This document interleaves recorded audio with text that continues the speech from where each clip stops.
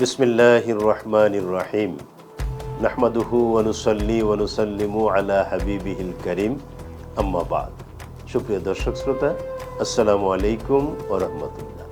প্রিয় দর্শক, দেশকাল নিউজের নিয়মিত আয়োজন রমজান প্রতিদিন অনুষ্ঠান থেকে আপনাদের সকলকে সুস্বাগত জানাচ্ছি আমি প্রফেসর ডক্টর মোহাম্মদ আতাউর রহমান মিয়াজি। প্রিয় দর্শক শ্রোতা, আজ আমরা রোজা শুধু ঈমানদারদের জন্য, অন্য কারো জন্য নয়, এ বিষয়ের উপর আলোচনা করব ইনশাআল্লাহ। প্রিয় দর্শক শ্রোতা, দেখুন বিষয়টা লক্ষ্য করুন। রমজানের রোজা শুধু ঈমানদারের জন্য, অন্য কারো জন্য নয়। কেন? এর জবাবটা মহান আল্লাহ তাআলা কুরআন কারিমে আমাদেরকে দিয়েছেন।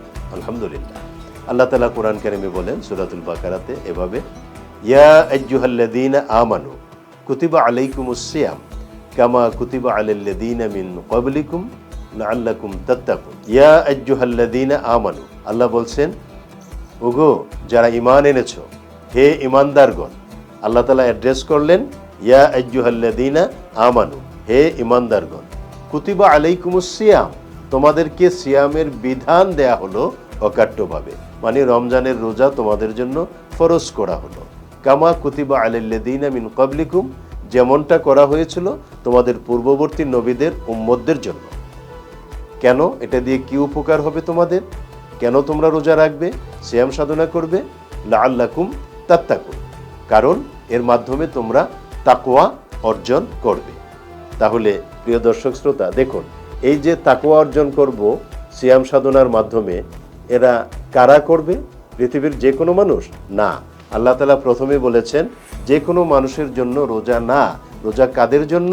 ঈমানদারদের জন্য। ইয়া আইয়ুহাল্লাযীনা আমানু, হে ঈমানদারগণ।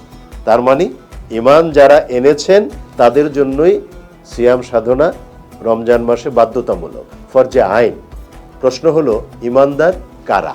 দেখুন, ঈমানদার হলো তারা যারা স্বীকৃতি দিয়েছেন লা ইলাহা ইল্লাল্লাহু মুহাম্মাদুর রাসূলুল্লাহ সাল্লাল্লাহু আলাইহি ওয়া আলিহি ওয়াসাল্লাম, আল্লাহ ছাড়া অন্য কোনো ইলাহ নেই, মাবুদ নেই, আইনদাতা নেই, বিধানদাতা নেই, হায়াতদাতা নেই, মৃত্যুদাতা নেই, সকল কিছুর মালিক আল্লাহ, একমাত্র ইলাহ, তারই ইবাদত আমরা করি। এজন্য আল্লাহ বলেছেন ইয়্যাকা না'বুদু ওয়া ইয়্যাকা নাস্তাঈন, সূরা ফাতিহাতে আমরা এভাবে ইবাদত করি।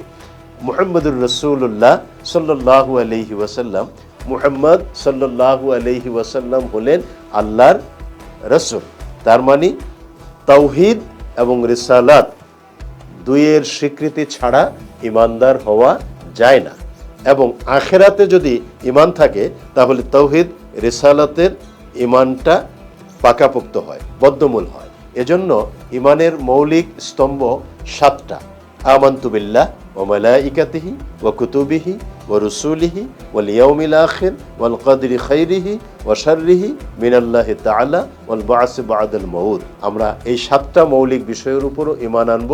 সর্বোপরি লা ইলাহা ইল্লাল্লাহু মুহাম্মাদুর রাসূলুল্লাহ সাল্লাল্লাহু আলাইহি ওয়া আলিহি ওয়াসাল্লাম, এর উপর চূড়ান্তভাবে কায়েম থাকা, এটাই হলো একজন মুমিনের সবচেয়ে বড় বৈশিষ্ট্য। এবং তাহলেই তিনি ঈমানদার, এবং এই ঈমানদারের জন্যই রমজানের সিয়াম সাধনা ফরজে আইন। মহান আল্লাহ তাআলা আমাদের সকলকে বোঝার, এইভাবে পথ চলার তৌফিক দান করুন। আমিন। ওয়া মা তৌফিক ইল্লা বিল্লাহ। আসসালামু আলাইকুম ওয়া রাহমাতুল্লাহ।